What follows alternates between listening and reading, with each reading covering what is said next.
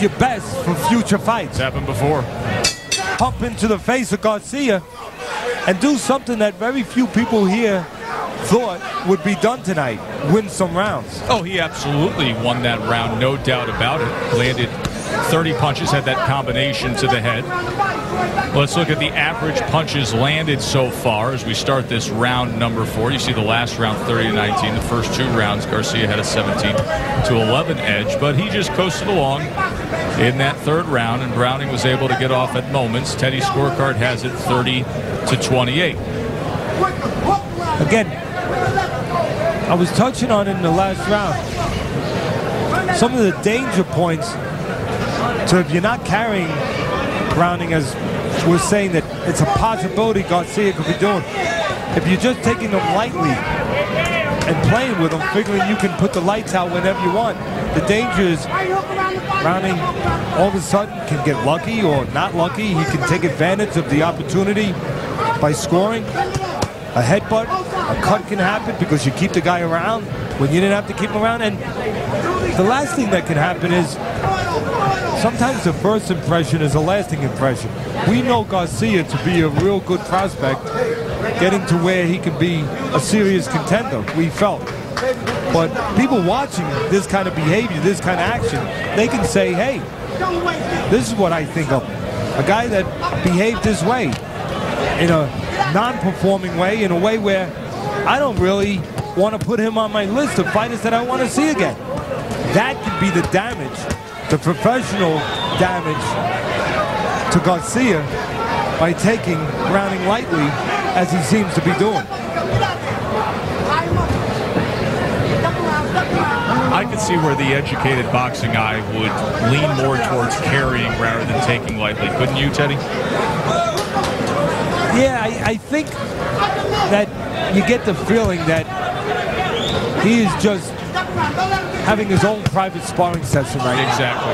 That, you know, he's saying, look, I'm going to work on a few things, but the only thing where you can't make an argument there that it falls on deaf ears to me a little bit is he's not working on a lot. You know, he's just if he is going there just getting rounds, nothing's being accomplished by doing it. He's just going some rounds. Maybe he's looking at things. It's important for a fighter to be in that ring and be able to see things, get his vision together, where, you know, he can say, I see this, I see that, even if he doesn't pull the trigger on things. But he usually when you're carrying someone, you want to work on things, on technical things, and, you know, just start to get them, you know, under your feet, so to speak, so you can bring them out later on in a more serious situation. So there's something he needs to work on. When carrying a guy, work on things. There you go. There's room for improvement as we come to the end of this 4th round between Browning and Babyface.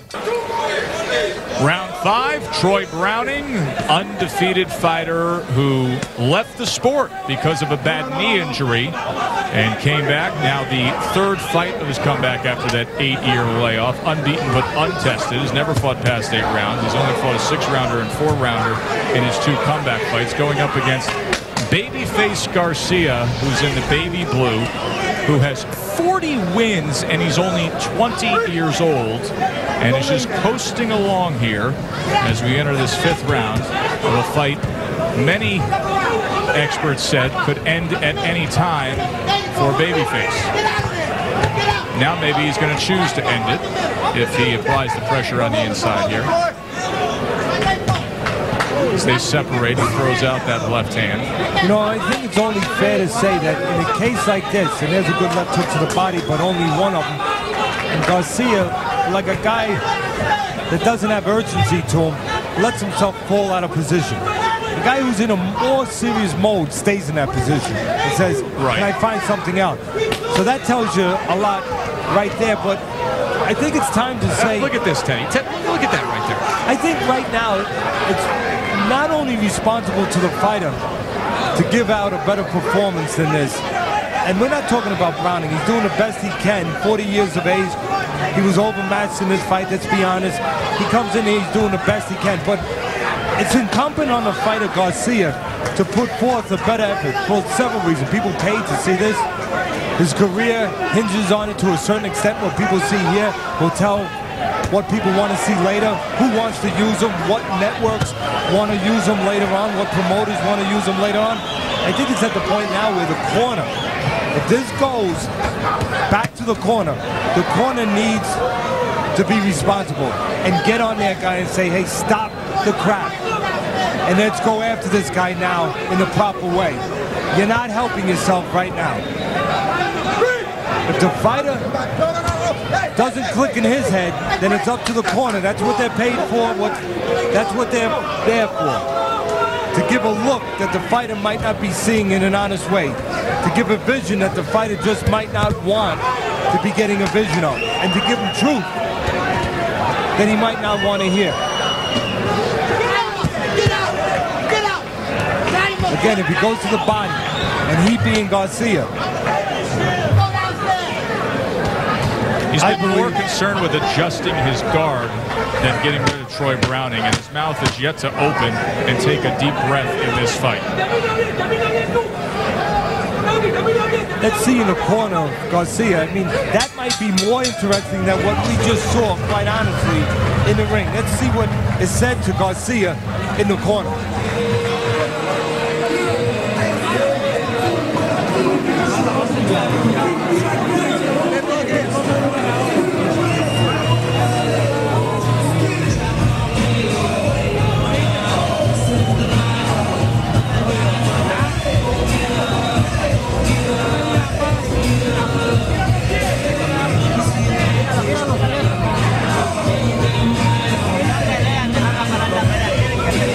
Having some technical problems, not able to get the audio. Now we got some audio. There it is. Reached the end of the fight here. Scheduled. Tienes que salir a pelear. Si tú peleas, se te hace más fácil. Fighter named after Julio Cesar Chavez. Hopefully what we were hearing there was basically something that was of urgency being told to Garcia. Something pretty simple like, hey, why don't you start fighting?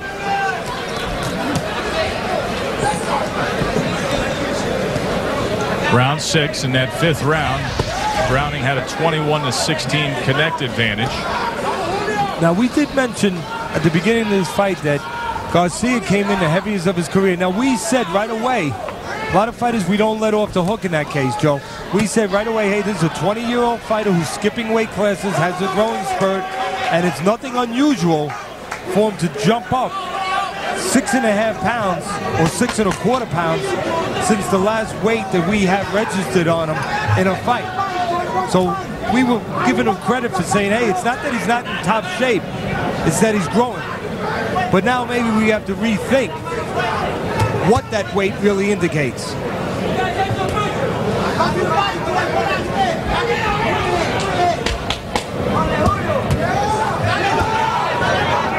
Garcia just dismissing those punches from Browning, and then Browning tires himself out for a moment.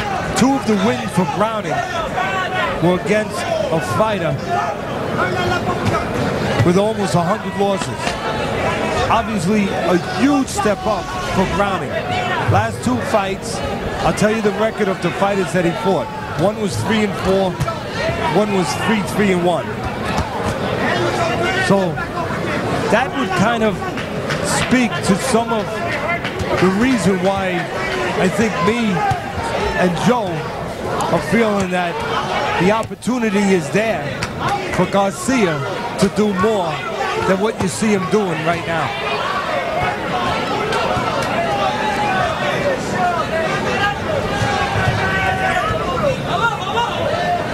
I mean, we're not just saying, hey, we want to see a good fight because we feel like saying it. We are trying to be responsible here. And we are trying to make sure that our statement